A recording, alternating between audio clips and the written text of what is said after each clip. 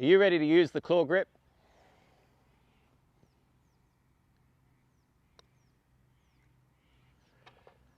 DiMarco nearly won the Masters with it, and now it's becoming more and more popular on tour with players like Justin Rose, Sergio Garcia, Phil Mickelson. And the reason that a lot of players are going to the claw grip now is because it takes the power hand out of play. So we're just going to go through how to use the claw grip today, the benefits that it could make for you, and a couple of pitfalls as well.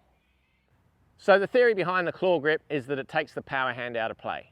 So for most right-handed golfers, the power hand's the right hand. That's definitely the case for me. And for left-handers, it's often the left hand. Now that's not for everybody. Some golfers are top hand dominant, but for those players that tend to have the bottom hand as the power hand, what can happen is that can get a little bit overactive through the putting stroke. And that's what I was finding with my putting style. I was always a pretty good putter, but I did feel that there was that extra little bit of power available for the right hand, and I actually struggled with some speed control with a conventional grip. And so I experimented with the claw grip, and it felt a little bit uncomfortable at first. I tried it on the practice green a few times, and then one day I went out and played a whole 18 holes with the claw grip, and I liked it. I putted well, and I've stuck with it ever since.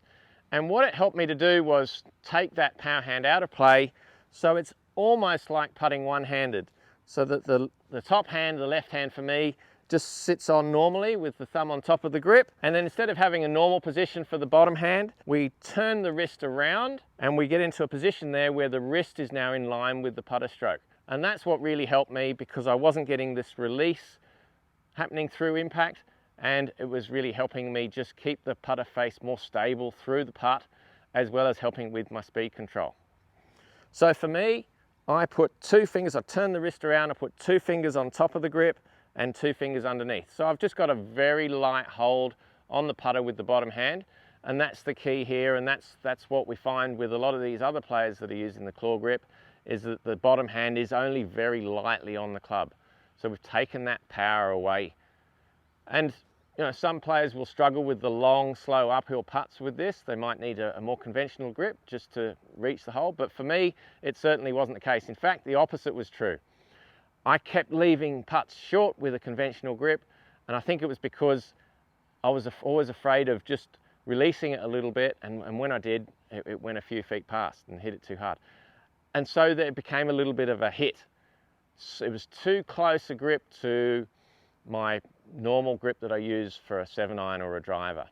Now, there are lots of different styles been used over the years, and they're all really trying to work out, right, how can we reduce hand action in the putter? Reverse overlap's a very common one, where you get your bottom hand inside the top hand. Then we have the reverse grip here, and I tried these and it didn't really suit me. Split hand grip is nothing new. We've had players in the past split the hands like that. But the claw grip is fairly recent, and that advantage is that for a lot of players, we're turning that wrist side on, so the wrist is in line with our ball to target line. Now, what really helped me is this visualization. If you remember the old pinball machines that we had as kids, for the more mature generation, the young kids won't know about the pinball machines. I always likened to trying to work out how far back we wanted to pull that lever to start the pinball game off. And that's what I feel like when I'm putting. So it depends on how quick the putt is. I have one practice stroke just working out how far I'm going to pull that lever back. So that's a case of just how long the backswing is. And for a very quick putt like this, then it is a case of just back a little way and then through a little way. And that's obviously the way that I was controlling distance. Just depends on how far I draw that bottom hand back. And what tends to happen then is we're just turning the shoulders back and through, and we're getting a much more stable stroke that way for a lot of people. Now, if I go back to a longer putt, so now I have a 30-footer up the hill, bigger backswing, and then the same length follow through as I've talked about in other videos. But I'm just drawing that pinball lever back further, pulling it back further, letting the weight of the putter do the work, nearly. But to see the speed there is just so much easier for me with that visualization that I'm just using the weight of the putter and just drawing the putter back further if I need more power. And then there's no hit involved. It's just a turn through with the shoulders. I'm not hitting it, not releasing it. And it is a case of we're generating the power differences based on how long the putt is and whether we're going uphill or downhill, and obviously how fast and slow the greens are. And of course, there are lots of variations of the claw grip as well. If we have a look at Tommy Fleetwood's style, he doesn't turn the wrist in like I do. He just gets the thumb around and underneath here and has just 2 fingers very lightly on the bottom of the grip. The top hand is just a standard position again. And the whole principle is the same, is that he just gets the shoulders to turn back and through. This feels a little weird to me. But again, it's just getting the shoulders to control the stroke rather than the hands generating the power. And that's where we really struggle with the speed control, is if we're generating different amounts of power with the bottom hand or with either hand. And it's very challenging to control that. But if we can just get the shoulders to control the stroke and just work out how far back and through that we swing, then it's going to be much more consistent with the distance control. And Phil Mickelson talks about how it's much more stable for him keeping the putter face square through impact. He has this big forward shaft lean with a standard grip, and obviously it was challenging him to get the right roll on the ball and to control the putter face. So when he uses the claw grip, I think he might be a little bit more 4 fingers on top here, and that helps him to get the shaft more vertical, and again, just turning the shoulders back and through. Again, 4 fingers on top is another variation, but it's a case of just turn back and through, and the putter face is staying square right through. So we don't want that putter to over-rotate going backwards and forwards, fanning too much. Yes, the putter is going to come on a slight arc for pretty much any style you use.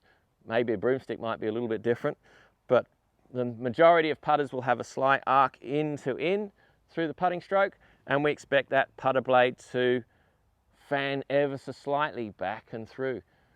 But if we're using our hands a lot and maybe even just releasing through the impact area without a lot of practice, that's very difficult to keep consistent, because the putter blade will be fanning open and closed a lot more through the hitting zone.